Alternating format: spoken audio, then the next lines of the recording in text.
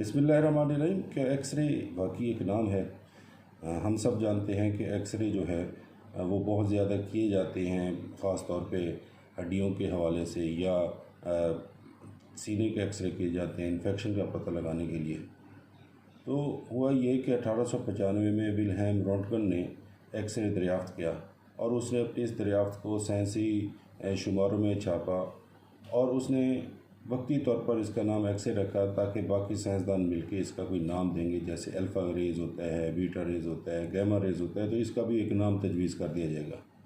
لیکن یہ اتنی بڑی دریافت تھی اور اس نے اتنی زیادہ شہرت حاصل کی کہ اس سے پہلے کہ اس کو باقاعدہ نام دیا جاتا، یہ اپنے اسی نام سے ایکس رے سے ہی مشہور ہو گیا۔